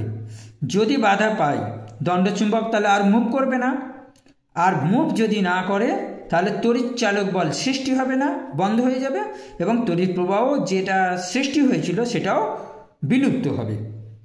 ঠিক আছে, অর্থাৎ তড়িৎ প্রবাহ যে কারণে হচ্ছে সেই কারণটাকে বাধা দেওয়ার চেষ্টা করা হচ্ছে। তাহলে এখানে এই বদ্ধ কুণ্ডলিতে এই সিচুয়েশনের জন্য তড়িৎ প্রবাহের অভিমুখ কোন দিকে হবে সেটা আমি এঁকে দেখাচ্ছি। আমি এস আঁকবো, তাহলে এই মুখটা এই দিকে হলো, এই মুখটা এই দিকে হলো, তাই না, তাহলে এই দিক, তাহলে এই যে অ্যারো চিহ্নটা এইখানটা হবে, আর এই অ্যারো চিহ্নটা এখানে হবে, অর্থাৎ দণ্ডচুম্বককে যদি এই রিং থেকে দূরের দিকে আমি নিয়ে চলে যেতে চাই, তখন বদ্ধকুণ্ডলিতে তড়িৎ প্রবাহের অভিমুখটা ঠিক এইভাবে হবে, এইভাবে হবে, অর্থাৎ এইভাবে যে আঁকলাম মনে রাখতে হবে। আর দণ্ডচুম্বককে এই কুণ্ডলীর ভেতরের দিকে অর্থাৎ ওর কাছাকাছি আনতে চাই, সেক্ষেত্রে বদ্ধকুণ্ডলিতে যে তড়িৎ প্রবাহের সৃষ্টি হবে তার অভিমুখ হবে, এখানে এন লিখতে হবে, এনের মাথায় দুটো অ্যারো চিহ্ন দিতে হবে, অর্থাৎ তড়িৎ প্রবাহের অভিমুখ হবে এই দিকে। তাহলে দুটো দুই দিকে হলো। ওকে, তো এই ব্যাখ্যাটা আমি দেওয়ার চেষ্টা করলাম। যদি তোমরা কেউ বুঝতে না পারো তাহলে বলো, আমি পরে আবার একটা ভিডিও করে এই লেন্সের সূত্র নিয়ে ভালো করে বোঝানোর চেষ্টা করব। প্রশ্ন নম্বর 2.10, তেজস্ক্রিয়তার একটি ব্যবহার লেখো। এটা যে কোনো বই থেকে তোমরা পেয়ে যাবে। আমি একটু পাঠ্যপুস্তক থেকে তোমাদের বলে দিচ্ছি তোমরা এটাও লিখতে পারো বা নিজের নিজের যা পাঠ্যপুস্তক আছে সেখান থেকে লিখতে পারো। রেডিয়েশন থেরাপির সাহায্যে লিউকোমিয়া, ক্যান্সার, টিউমার প্রভৃতি চিকিৎসা করা হয়। কোবাল্ট-60 এর বিকিরণ টিউমারের চিকিৎসায় ব্যবহৃত হয়, অর্থাৎ চিকিৎসা ক্ষেত্রে এর ভালো ব্যবহার আছে। তেজস্ক্রিয় সন্ধানী মৌল যেমন তেজস্ক্রিয় সোডিয়াম ক্লোরাইড, তেজস্ক্রিয় আয়রন, তেজস্ক্রিয় আয়োডিন রোগ নির্ণয়ের কাজে ব্যবহার করা হয়। এছাড়া তোমাদের তো একটি লিখতে বলা হয়েছে, যে কোনো একটা লিখবে। বিজ্ঞানের ক্ষেত্রেও তোমরা কাজ লিখতে পারো। নিউক্লিয় বিক্রিয়া আলফা কণা প্রজেক্টাইল রূপে ব্যবহার করা হয়। আরও কী কাজে লাগানো হয়, এই 3 নম্বরটা দেখো ভালো। তেজস্ক্রিয় পদার্থের বিঘটিত অংশ এবং অবশিষ্ট অংশের C12 এবং C14 এর অনুপাত পর্যালোচনা করে কোনো বস্তুর প্রাচীনত্ব, পৃথিবীর বয়স প্রভৃতি নির্ণয় করা যায়। এটা হচ্ছে কার্বন ডেটিং পদ্ধতি, ঠিক আছে। আর শিল্পক্ষেত্রেও ব্যবহার করা হয়। তেজস্ক্রিয় পদার্থ পারমাণবিক শক্তির চুল্লিতে জ্বালানি রূপে ব্যবহার করা হচ্ছে। আমি আর বলছি না। হ্যাঁ, এই এতগুলো যে ব্যবহার সবই তোমাদের পড়াশোনা করতে হবে, কারণ MCQ বা ছোট প্রশ্ন কোথা থেকে কিভাবে আসবে কেউ বলতে পারে না। তবে ওভারঅল একটু দেখে রাখবে। আর এখন যে প্রশ্নটা দিয়েছে যে কোনো একটা লিখে দেবে। ওর অথবার সাথে আছে কোন ধরনের নিউক্লিয় বিক্রিয়া নক্ষত্রের শক্তির উৎস। দেখো, সূর্য এবং অন্যান্য নক্ষত্রে শক্তির উৎপাদন অর্থাৎ নক্ষত্রগুলো শক্তির উৎস কোন মাধ্যমে হয়, মানে কোন বিক্রিয়ার সাহায্যে হয়। নিউক্লিয় সংযোজন বিক্রিয়ার মাধ্যমে সৃষ্টি করা হয়। এখন নিউক্লিয় বিক্রিয়াটা কি আছে, দেখো 4টে হাইড্রোজেন অর্থাৎ 4টে যে প্রোটন একসাথে বিক্রিয়া করে হিলিয়াম, 2টো পজিট্রন এবং শক্তি উৎপন্ন করে। দেখছো, হিলিয়াম নিউক্লিয়াস, 2টি পজিট্রন এবং শক্তি উৎপন্ন করছে, আর 4টে প্রোটন যুক্ত হচ্ছে। এটাই হচ্ছে নিউক্লিয় সংযোজন বিক্রিয়া। তোমাদের ম্যাচিং থাকে 2.11, বাম স্তম্ভের সঙ্গে ডান স্তম্ভের সামঞ্জস্য বিধান করো। এখানে কিন্তু প্রত্যেকে 4-এ 4 নম্বর পায়, কারণ একটু আইটেমটা দেখলে আর মনে পড়বে। ঠিক আছে, পড়াশোনা যারা একটু করো তারা আশা করি এই অপশানগুলো বুঝতে পারবে। তো এখানে দেখো সন্ধিগত মৌল, কার্বন বিজারণ পদ্ধতি, ইউরেনিয়ামোত্তর মৌল এবং পিতল এমনভাবে আছে। এখানে সব যে 4টে মৌলের কথা বলা হয়েছে সব সংকেত হিসাবে দেওয়া হয়েছে বা চিহ্ন হিসাবে দেওয়া হয়েছে। তো তোমাদের এখান থেকে ঠিক মৌলটা বাছাই করতে হবে। চলো আমি উত্তরটা আস্তে আস্তে আলোচনা করি। এখানে যে 4টে মৌলের কথা বলা হয়েছে সেটা হচ্ছে PU, CU, NiZn। PU হচ্ছে প্লুটোনিয়াম। চলো এখন প্লুটোনিয়ামটা কোথায়, পর্যায় সারণী প্লুটোনিয়াম কোথায় সেটা আমরা একটু দেখে নিই। আমরা পর্যায় সারণীতে চলে এসেছি। এখানে দেখো পর্যায় সারণী আছে। তোমাদের যে প্রত্যেকের যে পাঠ্যপুস্তক আছে সেই পাঠ্যপুস্তকে একদম নিচের দিকে দেখবে 5F যে ব্লকটা আছে, 5F ব্লকে যে সকল মৌলগুলো রয়েছে তারা সবাই তেজস্ক্রিয়। ঠিক আছে, তো চলো এখানে প্লুটোনিয়ামটা কোথায়, এই যে 94 দেখতে পাচ্ছ PU, এটাই হচ্ছে প্লুটোনিয়াম। এই প্লুটোনিয়াম হচ্ছে ইউরেনিয়ামের পরে অবস্থিত। তাহলে আমরা বলতে পারি ইউরেনিয়ামোত্তর মৌল হিসাবে, অর্থাৎ ইউরেনিয়ামের পরে যে মৌলগুলো আছে তারা হচ্ছে ইউরেনিয়ামোত্তর মৌল। ঠিক আছে, তো এই হচ্ছে ইউরেনিয়ামোত্তর মৌল রয়েছে। এখানে দেখো আমি নোট করে রেখেছি ইউরেনিয়ামোত্তর মৌল যেটা কৃত্রিমভাবে তৈরি করা হয়েছে নেপচুনিয়াম 93 থেকে লরেন্সিয়াম 103। এই 11টা মৌল হচ্ছে ইউরেনিয়ামোত্তর মৌল এবং এরা প্রত্যেকেই হচ্ছে তেজস্ক্রিয়। তাহলে আমি একটু নোট ডাউন করে রাখলাম, এটা হচ্ছে ইউরেনিয়ামোত্তর মৌলের মধ্যে পড়ে। এবার চলো তামা। তোমাদের পর্যায় সারণীতে দেখো 3 থেকে শুরু করে 12 পর্যন্ত হচ্ছে ডি ব্লক মৌল, হচ্ছে সন্ধিগত মৌল। এই সন্ধিগত মৌলের মধ্যে 11 নম্বর শ্রেণীতে 29 নম্বর যে পরমাণু ক্রমাঙ্ক তামা রয়েছে। তাহলে এই তামা সন্ধিগত মৌলের মধ্যে পড়ে।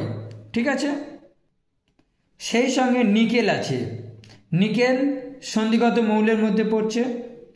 আবার দেখো 12 নম্বর যে শ্রেণী সেখানে আবার জিঙ্ক রয়েছে।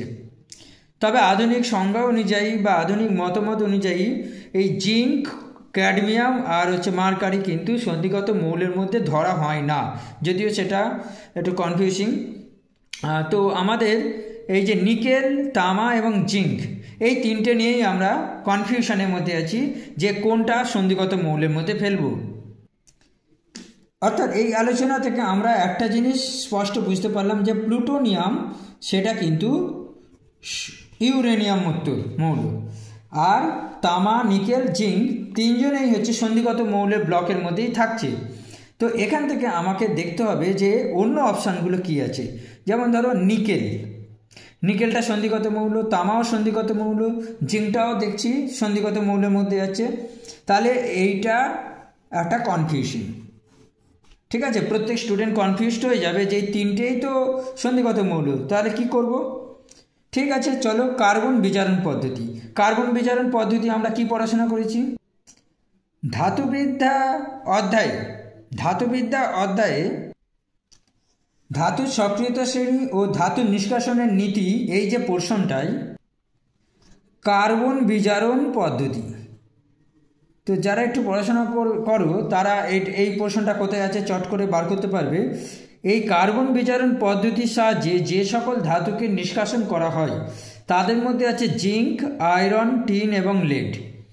তাহলে আমাদের যে অপশানগুলো দেওয়া আছে সেখানে আছে জিঙ্ক, তাহলে এটা স্পষ্ট যে জিঙ্ক সন্ধিগত মৌল, আবার সেই সঙ্গে কার্বন বিজারণ পদ্ধতিতে এই জিঙ্ক ধাতুকে নিষ্কাশন করা হয়।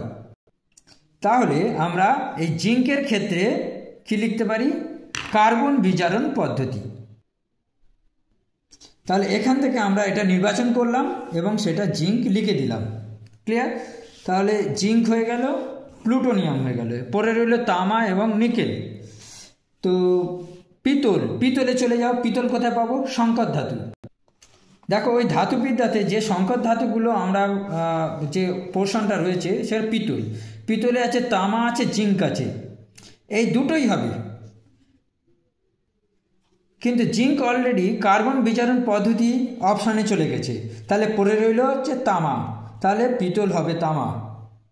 আর কে পড়ে রইল না নিকেল, তামা হয়ে গেল নিকেলও সন্ধিগত। তাহলে এই প্রশ্নটা খুব ইন্টারেস্টিং একটা প্রশ্ন, এমনভাবে বাছাই করে এই প্রশ্নটা করা হয়েছে যে তামা, নিকেল, জিঙ্ক তিনটেই সন্ধিগত মৌল। তিনজনের মধ্যে কাউকে লিখলে এখানে হয়ে যেত, কিন্তু তাতে মৌলিকভাবে একটা ভুল হতো। কি ধরো ভুল করে আমি জিঙ্কটা এখানে লিখলাম, তাহলে নিকেলটা তুমি কোথাও দিতে পারতে না। তাই প্রত্যেকের জন্য এখানে যে চারটে মৌল দেওয়া হয়েছে প্রত্যেকের জন্য এখানে নির্ধারণ করা আছে জিঙ্ক কার্বন বিজারণ পদ্ধতিতেই যাবে। নিকেল বাদ রাখলাম, কিন্তু কপার হচ্ছে পিতলে আছে, সেখানে জিঙ্ক আসতে পারতো। যদি আমি এখানে জিঙ্ক দিতাম তাহলে এখানে কপার লিখতে হতো, কিন্তু কার্বন বিজারণ পদ্ধতিতে কপার আসবে না, তাই কার্বন বিজারণ পদ্ধতিতে জিঙ্ক লিখতে হবে আর পিতলে কপার লিখতে হবে। কেউ যদি জিঙ্ক এখানে লেখে তাহলে সে নম্বর পাবে না, কারণ এখানে কপারটাকে এখানে লিখতে হতো, সেক্ষেত্রে কি করে হবে? আর সব শেষ পড়ে রইল নিকেল, তাই নিকেলটাই হচ্ছে সন্ধিগত মৌল। ঠিক আছে, এই প্রশ্নটা একটু ভালো করে দেখে রাখবে, এটা খুব ইন্টারেস্টিং একটা সাজিয়ে প্রশ্নটা দেওয়া হয়েছে। পরের প্রশ্ন 2.12 সত্য মিথ্যা লেখো। আয়নীয় যৌগের স্বতন্ত্র অণুর অস্তিত্ব নেই, এটা সত্যি না মিথ্যা? এই প্রশ্নের উত্তরটা পেতে গেলে অর্থাৎ সত্যি না মিথ্যে জানতে গেলে তোমাকে আয়নীয় ও সমযোজী বন্ধন অংশে অর্থাৎ চ্যাপ্টারে তোমাদের দেখতে হবে এই পোর্শন, অর্থাৎ আয়নীয় ও সমযোজী বন্ধন বইয়ে কোথায় আছে তোমরা একটু তোমাদের পাঠ্যপুস্তক খুঁজে নাও। সেখানে দেখবে যে সোডিয়াম ক্লোরাইডের ত্রিমাত্রিক গঠন, এই যে একটা ত্রিমাত্রিক গঠন বা মডেল চার্ট দেখানো হয়েছে, তোমরা এই অংশটুকু একটু বুঝে নেওয়ার চেষ্টা করবে। যে দেখো সোডিয়াম ক্লোরাইডের ক্লাসের মধ্যে একটি সোডিয়াম আয়নকে 6টি ক্লোরাইড আয়ন সমান দূরত্বে থেকে সমভাবে ঘিরে থাকে। ঠিক আছে, অর্থাৎ এখানে দেখা যাচ্ছে যে সোডিয়াম হচ্ছে এই ব্রাউন কালার, তো একটা ব্রাউন কালারকে কেন্দ্র করে চারদিকে মোট 6টা সবুজ রঙের ক্লোরাইড আয়ন ঘিরে থাকে। আবার প্রতিটি ক্লোরাইড আয়ন সমান দূরত্বে থাকা সমভাবে 6টি সোডিয়াম আয়ন দ্বারা পরিবেষ্টিত থাকে। ব্যাপারটা নিজেরা একটু উপলব্ধি করার চেষ্টা করো। হ্যাঁ, সোডিয়াম আয়ন আছে, তার চারদিকে 6টা ক্লোরাইড আয়ন আছে। আবার প্রত্যেকটা ক্লোরাইড আয়নের চারিদিকে 6টা সোডিয়াম আয়ন আছে। এর ফলে কি হচ্ছে, যে একটা ক্লোরাইডের চার্জ হচ্ছে -1 আর একটা সোডিয়ামের চার্জ হচ্ছে +1। তাহলে কি হচ্ছে, একে অপরকে প্রশমিত করছে, যার ফলে মোট চার্জ শূন্য হয়ে যায়। সোডিয়াম ক্লোরাইডের ক্লাস অসংখ্য সোডিয়াম আয়ন এবং ক্লোরাইড আয়ন দ্বারা গঠিত। সোডিয়াম ক্লোরাইডের ক্লাসে একটি মাত্র সোডিয়াম ক্লোরাইডের অণুর কোনো অস্তিত্বই নেই। তো বোঝা গেল তো, সব আয়ন দ্বারা তৈরি, এখানে অণু নেই। ওকে, আচ্ছা, প্রকৃত যে কারণটা কি ব্যাখ্যা, প্রতিটি আয়নীয় যৌগের ক্লাস অসংখ্য ক্যাটায়ন ও অ্যানায়ন দ্বারা গঠিত। একটি সুস্থিত ত্রিমাত্রিক আকার বিশিষ্ট হওয়ায় আয়নীয় যৌগের কোনো অণুর অস্তিত্ব থাকে না। ওকে, তাই আয়নীয় যৌগের ক্ষেত্রে আণবিক ভরের পরিবর্তে সংকেত ভর কথাটি প্রযোজ্য। এই যে কথাটা, এই কথাটা তুলে দিয়েই একটা প্রশ্ন হয়ে যায়। ঠিক আছে, তার ব্যাখ্যাটা হচ্ছে এইটুকু লিখলেই চলে, আর কেউ একটু বেশি নম্বর পেতে গেলে এটা। তো আমি অনেকগুলো কথাই বললাম, কারণ একটা প্রশ্ন আলোচনা করতে গিয়ে তার আনুষঙ্গিক কিছু কিছু প্রশ্ন চলে আসে যেগুলো পরীক্ষায় আসার মতন।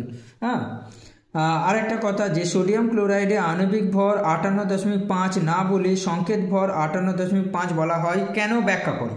তাহলে এটা পুরোটা লিখতে হবে, আমি আলোচনাটা করে দিলাম। তো আমার এক প্রশ্ন ছিল সত্য মিথ্যা, সে সত্য মিথ্যাটা কেন, তার ব্যাপারটা জানা থাকলে কি হয়, অন্যান্য প্রশ্ন এসে গেলেও তার উত্তর করা যায়। অর্থাৎ এই প্রশ্নের উত্তর হচ্ছে সত্য, এটা সত্য। ওকে, ট্রু। 2.13 তড়িৎ বিশ্লেষণের কোন শক্তি রাসায়নিক বিক্রিয়া ঘটায়। উত্তরটা হবে তড়িৎ বিশ্লেষণে তড়িৎ শক্তি রাসায়নিক বিক্রিয়া ঘটায়। অর্থাৎ তড়িৎ বিশ্লেষণে তড়িৎ শক্তি রাসায়নিক শক্তিতে পরিবর্তিত হয়। এর কারণ কি ব্যাখ্যা করি।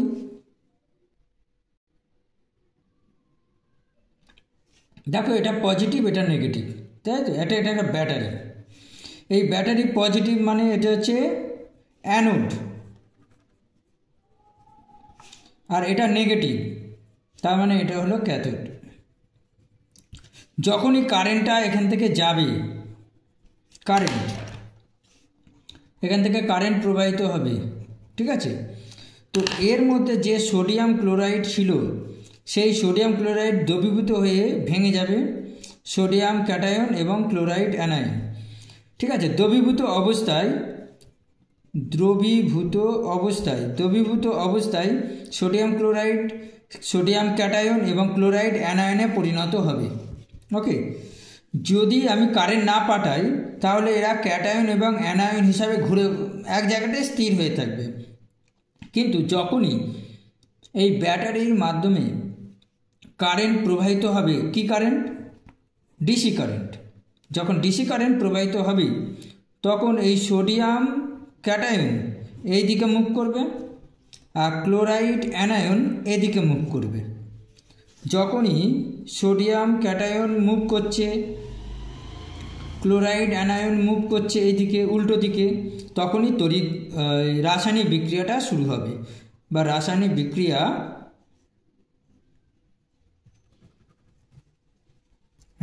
বিক্রিয়া সংঘটিত হবে। তাহলে রাসায়নিক বিক্রিয়া সংঘটিত কখন সম্ভব, যদি কারেন্ট যায়। সেই জন্যে বলা হচ্ছে তড়িৎ শক্তি রাসায়নিক শক্তিতে রূপান্তরিত হয়। 2.14 শূন্যস্থান পূরণ করো। গলিত বা জলে দ্রবীভূত অবস্থায় তড়িৎ বিশ্লেষ্য পদার্থের ক্যাটায়ন ও অ্যানায়নে বিচ্ছিন্ন হওয়াকে ড্যাশ বলে। অর্থাৎ কোনো দ্রবণের মধ্যে যদি আমি সোডিয়াম ক্লোরাইড নিই, সেই সোডিয়াম ক্লোরাইড জলের মধ্যে দ্রবীভূত হয়ে কী হবে, একটা ক্যাটায়নে পরিণত হবে, একটা ক্লোরিন অ্যানায়নে পরিণত হবে। যদি আমি H2SO4 নিই, তাহলে সেটা কি হবে? সেটা 2 অণু হাইড্রোজেন ক্যাটায়নে পরিণত হবে আর এবং সালফেট অ্যানায়নে পরিণত হবে। অর্থাৎ ক্যাটায়ন এবং অ্যানায়নে ভেঙে যাওয়াকে বলা হচ্ছে আয়নীভবন। আয়নীভবন কেন না আয়নে ভেঙে যাচ্ছে। অথবা এর আরেকটা নাম হয় তড়িৎ বিয়োজন। তড়িৎ বিয়োজন, দুটোর মধ্যে একটা কথা বলা যায়। ওকে। 2.15 অ্যালুমিনিয়াম ক্লোরাইডের জলীয় দ্রবণে অ্যামোনিয়ার জলীয় দ্রবণ অর্থাৎ অ্যামোনিয়াম হাইড্রক্সাইড যোগ করলে যে পদক্ষেপ পড়ে তার সংকেত লেখো। অর্থাৎ তার শুধু সংকেত লিখলেই হবে। এই প্রশ্নের উত্তর অ্যামোনিয়া চ্যাপ্টার থেকে তোমরা পাবে। অ্যামোনিয়া চ্যাপ্টারটা তোমরা খোঁজো। দেখো, ধাতব লবণের সাথে বিক্রিয়া, এখানে যে অধক্ষেপণ ধর্ম আছে ওই অংশে তোমরা এটা পাবে। দেখো, একটি পরীক্ষা নলে প্রায় 5 ml অ্যালুমিনিয়াম ক্লোরাইডের জলীয় দ্রবণ নিয়ে তার মধ্যে অ্যামোনিয়াম হাইড্রক্সাইড দ্রবণ যোগ করো। কি দেখবে? সাদা রঙের জেলির মতো থকথকে অধক্ষেপ উৎপন্ন হয়। অ্যাকচুয়ালি এটা হাতে কলমে অ্যাক্টিভিটি, কিন্তু এইগুলো সিলেবাসে আছে। তোমাদের এই রাসায়নিক বিক্রিয়া লিখতে দিতে পারে কোনো একটা প্রশ্নে, অথবা এখানে যে ছোট ছোট বিষয়গুলো আছে এখান থেকে এমসিকিউ টাইপ প্রশ্ন দিতে পারে। সিদ্ধান্ত: অ্যালুমিনিয়াম ক্লোরাইডের সাথে অ্যামোনিয়াম হাইড্রক্সাইডের বিক্রিয়ায় অদ্রাব্য সাদা রঙের জেলির মতো থকথকে অ্যালুমিনিয়াম হাইড্রক্সাইড অধক্ষিপ্ত হয় এবং দ্রবণে অ্যামোনিয়াম ক্লোরাইড উৎপন্ন হয়। তাহলে অ্যালুমিনিয়াম ক্লোরাইড এবং অ্যামোনিয়াম হাইড্রক্সাইড বিক্রিয়া করে অ্যালুমিনিয়াম হাইড্রক্সাইড এবং অ্যামোনিয়াম ক্লোরাইড উৎপন্ন করছে। তাহলে এখানে উত্তরটা কী হবে? Aluminium hydroxide. এটাই হচ্ছে উত্তর। তাহলে উত্তরটা হবে অ্যালুমিনিয়াম হাইড্রক্সাইড। শুধু এই উত্তরটা লিখে দিতে পারলেই হবে। অথবাতে আছে আম্লিক পটাশিয়াম ডাইক্রোমেট এর জলীয় দ্রবণে H2S চালনা করলে বর্ণের কি পরিবর্তন হয়?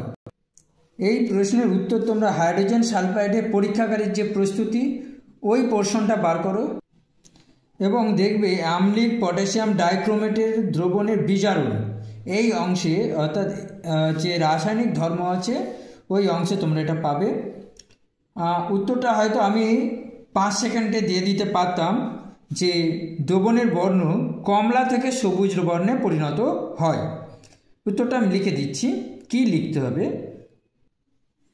আম্লিক পটাশিয়াম ডাইক্রোমেট যার বর্ণ হচ্ছে কমলা, এর জলীয় দ্রবণে H2S গ্যাস চালনা করলে সবুজ বর্ণে পরিণত হয়।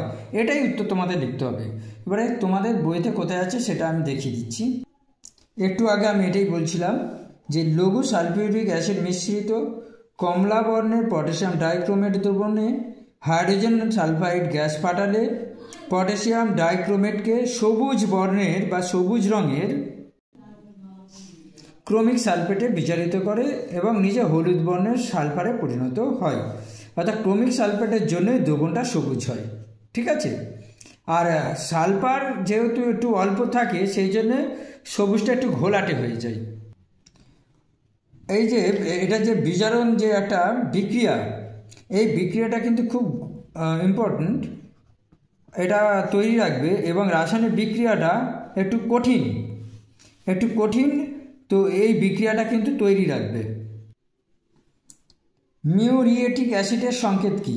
এটা সকলেই জানি, একেবারে ক্লাস 7 থেকে পড়াশোনা করে আসছি, HCl।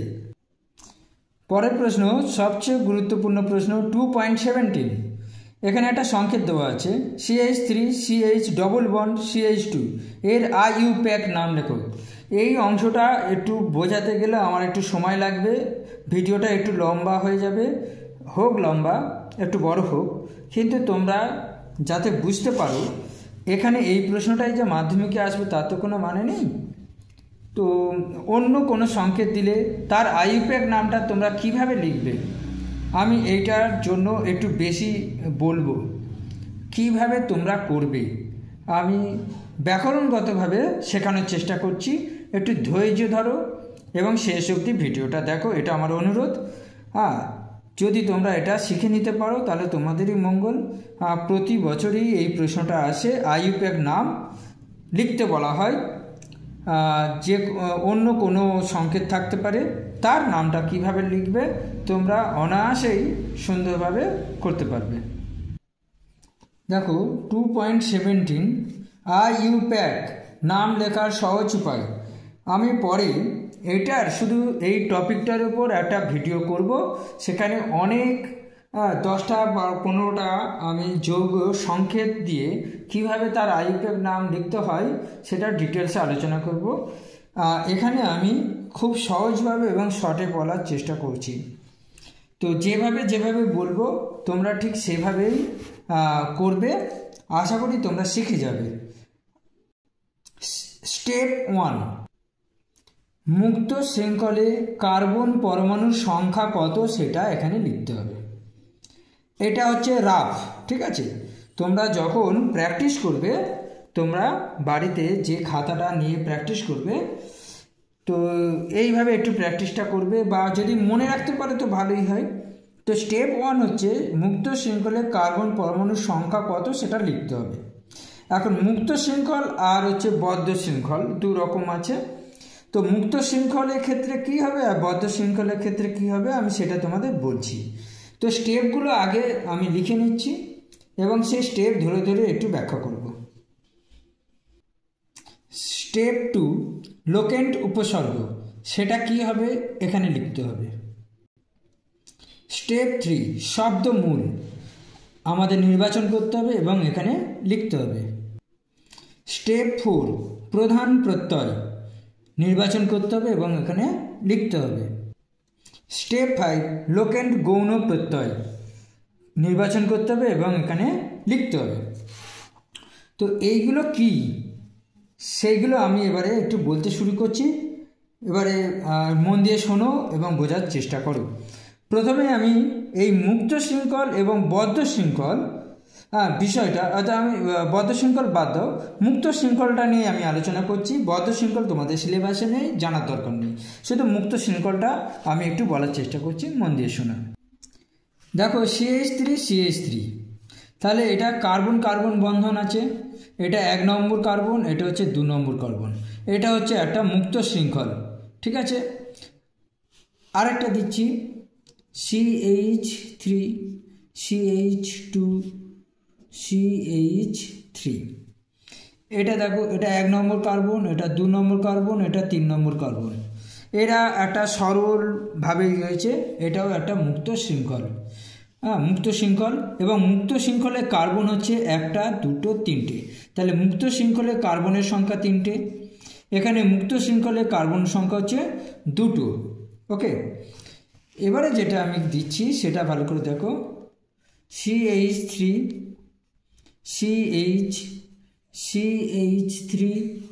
CH3 দেখো মুক্ত শৃঙ্খল, অর্থাৎ এইটা মুক্ত শৃঙ্খল 1 নম্বর, এটা মুক্ত শৃঙ্খল কার্বন, এটা 2 নম্বর, আর এটা হচ্ছে মুক্ত শৃঙ্খলের কার্বন 3 নম্বর। কিন্তু এইটা মুক্ত শৃঙ্খলের কার্বন নয়, কারণ এটা হচ্ছে শাখায়িত, অর্থাৎ 2 নম্বর কার্বনের সঙ্গে শাখা একটা বেরিয়ে এসছে, একটা বন্ধন যুক্ত হয়ে CH3 যুক্ত হয়েছে, এটা হচ্ছে একটা শাখা, ঠিক আছে।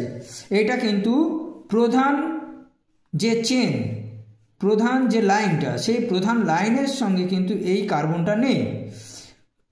এই যে লাইনটা দেখতে পাচ্ছ, এই কার্বন এই কার্বন এই কার্বন, অর্থাৎ 1 নম্বর 2 নম্বর এবং 3 নম্বর, এই 3টে কার্বন হচ্ছে মুক্ত শৃঙ্খলের কার্বন, আর এইটা হচ্ছে শাখায়িত, ঠিক আছে। তাহলে এইটাতে কোনো নম্বর পড়বে না, বোঝাতে পারলাম আশা করি। অর্থাৎ এদের সঙ্গে এই যে CH3 এর 1 নম্বর কার্বনের সঙ্গে অন্য কিছু আর যুক্ত নেই, উপরে বা নিচে নেই। এই 2 নম্বর যে কার্বন তার সঙ্গে নিচে বা উপরে কিছু যুক্ত নেই। আর এইটা কি হয়েছে, এটা মাঝখান থেকে এসেছে, ঠিক আছে, এটা মাঝখান থেকে এসেছে, তাই এইটা হচ্ছে শাখায়িত। ওকে, তাহলে মুক্ত শৃঙ্খলে কার্বন হচ্ছে 1, 2, 3টে, এটা কিন্তু নয়। ওকে, আমাদের প্রশ্নে CH3 CH double bond CH2 এইটার মধ্যে মুক্ত শৃঙ্খল কার্বন সংখ্যা কটা আমরা বের করব। লক্ষ্য করে দেখো, এটা হচ্ছে 1 নম্বর কার্বন, এটা 2 নম্বর কার্বন, এটা 3 নম্বর কার্বন। ঠিক আছে, এদের সঙ্গে কোনো শাখা নেই, দরকার নেই, তাহলে এটা একটা স্ট্রেট লাইনেই রয়েছে। তাহলে কার্বন সংখ্যা 3 পেয়ে গেলাম, তাহলে এখানে 3 বসিয়ে দিলাম। ওকে, 1 নম্বর স্টেপ আমার কমপ্লিট। এবার চলো লোকেন্ট উপসর্গ। লোকেন্ট উপসর্গ কারা সেটা একটু দেখে নাও। এখানে দেখো উপসর্গ, লোকেন্ট কথাটা নেই কিন্তু লোকেন্ট উপসর্গ।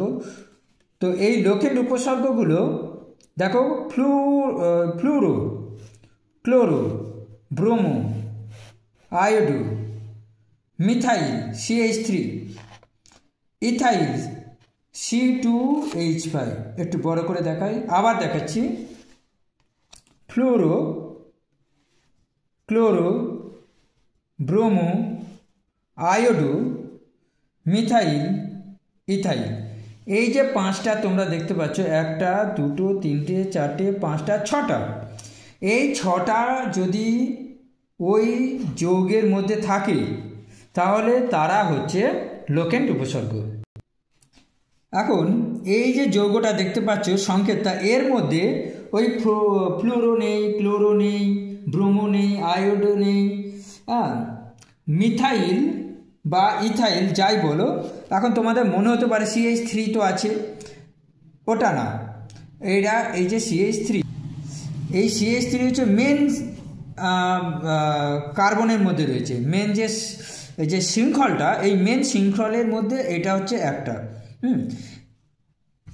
এই যে মিথাইলটা যেটা দেখতে পাচ্ছ, এই যে মিথাইল, এই মিথাইল কিন্তু এটা নয়। ঠিক আছে, এরা কি হবে, শাখায়িতভাবে যুক্ত থাকবে। শাখায়িত, একটা উদাহরণ দিচ্ছি, অলরেডি একটা উদাহরণ দেওয়াই আছে আমার। এই যে এটা হচ্ছে শাখা, এইটা হচ্ছে মিথাইল মূলক, মিথাইল মূলক, যেটা কিনা আমি যেটা বলতে চাই সেটা হচ্ছে লোকেন্ট উপসর্গ।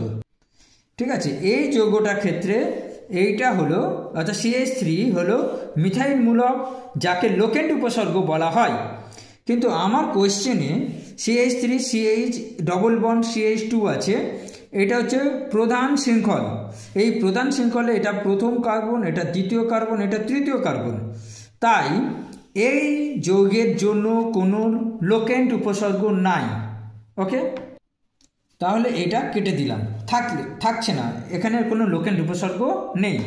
মনে রাখবে, আবার বলছি, লোকেন্ট উপসর্গ সবসময় শাখায়িতভাবে থাকবে। ঠিক আছে, মাঝখান থেকে বেরিয়ে আসবে বা ধারের সঙ্গে যুক্ত থাকবে। এবারে আলোচনা করব শব্দমূল। শব্দমূল অলরেডি আমি প্রথম ভিডিওতে বলে দিয়েছি।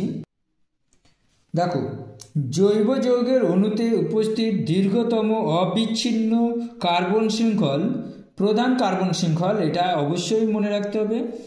কার্বন পরমাণু সংখ্যাকেই নির্দেশ করে থাকে, অর্থাৎ যেটা আমি বারবার প্রধান চেন বলছিলাম, মূল যে কার্বন 1 নম্বর 2 নম্বর 3 নম্বর দাগ দিচ্ছিলাম, সেই কার্বনগুলোকেই বোঝানো হচ্ছে।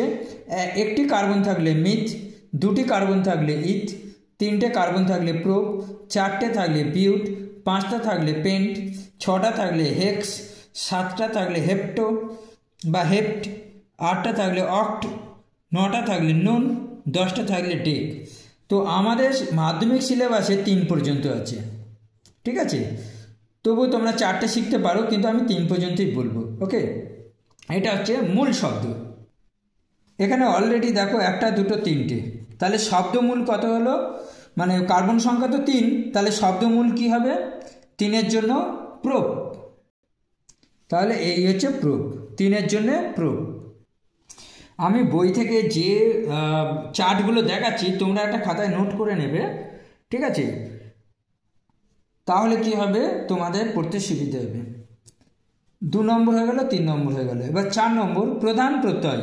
এটা কি করবে দেখো, প্রধান প্রত্যয় হচ্ছে এটি মুখ্য কার্বন শৃঙ্খলটি সম্পৃক্ত না অসম্পৃক্ত তা নির্দেশ করে, অর্থাৎ বন্ড দেখতে হবে তোমাদের। আমি প্রথম ভিডিওতে অর্থাৎ পার্ট 1A-তে যে সম্পৃক্ত হাইড্রোকার্বন অসম্পৃক্ত হাইড্রোকার্বন নিয়ে আলোচনা করেছি, সেখানে তোমরা পেয়ে যাবে। দেখো, সম্পৃক্ত হাইড্রোকার্বনে কার্বন কার্বনের মধ্যে একটা বন্ধন, যার প্রাইমারি সাফিক্স হচ্ছে ANE। একটি দ্বিবন্ধনযুক্ত অসম্পৃক্ত হাইড্রোকার্বন যদি হয়, অর্থাৎ কার্বন কার্বন দ্বিবন্ধন যদি থাকে, তার প্রাইমারি সাফিক্স বা প্রধান প্রত্যয় হচ্ছে ENE। একটি ত্রিবন্ধনযুক্ত অসম্পৃক্ত হাইড্রোকার্বনের ক্ষেত্রে কার্বন কার্বনের মধ্যে তিনটে বন্ধন থাকে, যার প্রধান প্রত্যয় বা প্রাইমারি সাফিক্স হচ্ছে YNE। ঠিক আছে, এটা আমি প্রথম ভিডিওতে একটু বলার চেষ্টা করেছিলাম সম্পৃক্ত হাইড্রোকার্বন ব্যাপারটা বোঝাতে গিয়ে। তো এটা কিন্তু খুব ভালো করে নজর রাখো এবং খাতায় নোট করে নাও। আমাদের প্রদত্ত প্রশ্নে দেখো দ্বিবন্ধন আছে, তো দ্বিবন্ধন থাকলে প্রধান প্রত্যয় কি হবে? এইটা হচ্ছে দ্বিবন্ধন, প্রধান প্রত্যয় হচ্ছে ইন, তাহলে এখানে আমরা ইন লিখব। ঠিক আছে, এরপর শেষ লোকেন্ড গৌণ প্রত্যয়, এটা কিভাবে বার করব? দেখো, আমরা যে কার্যকরী মূলক সম্পর্কে জানি, সেই কার্যকরী মূলক তোমাদের সিলেবাসে আছে অ্যালকোহল, অ্যালডিহাইড, কিটোন এবং কার্বক্সিলিক অ্যাসিড।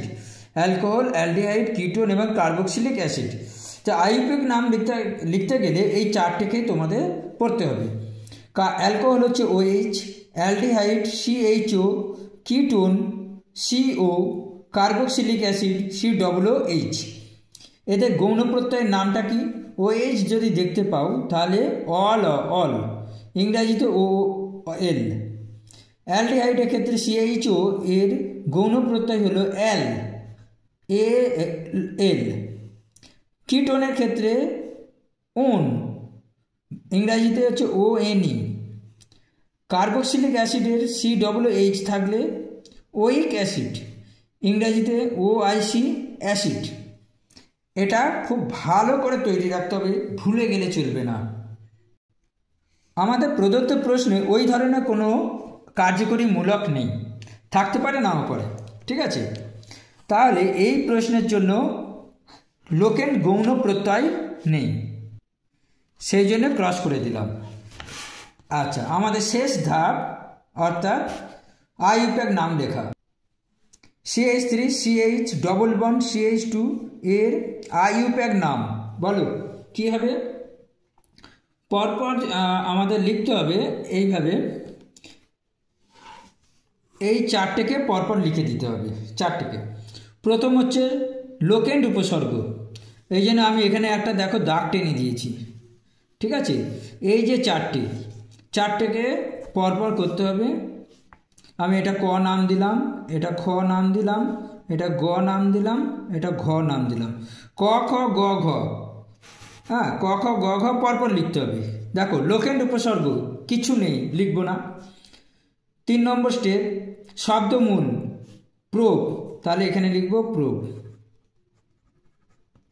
যোগ, এটা কি আছে? প্রধান প্রত্যয় ইন আছে, ইন। এরপর 4 নম্বর যেটা ঘ, 5 নম্বর স্টেপ ঘ, লোকেন্ড গৌণ প্রত্যয় কিচ্ছু নেই, কাটা, তাহলে লিখব না।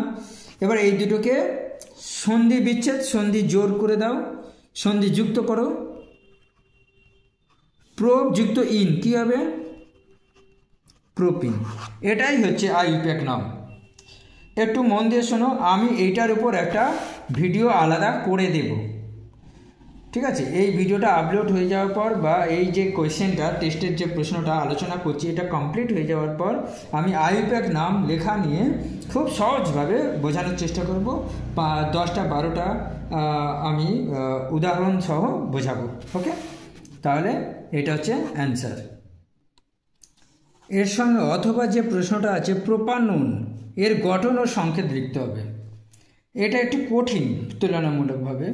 এটা যেমন সংকেত দেওয়া আছে, এখান থেকে আইইউপিএক নাম বের করা যতটা সহজ, কিন্তু নাম থেকে সংকেত লেখাটা একটু উল্টোভাবে হাঁটতে হবে।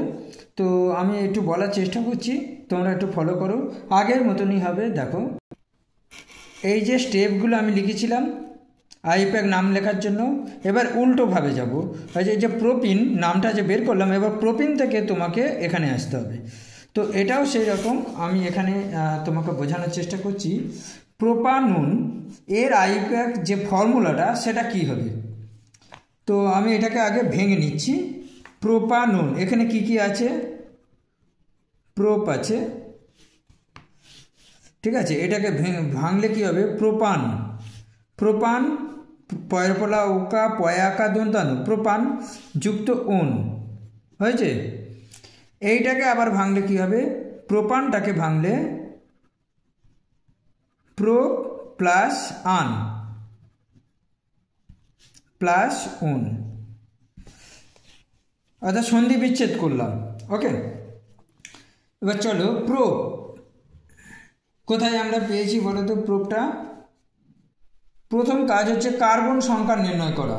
এখন প্রোপ থেকে আমি কার্বন সংখ্যা কটা পাবো,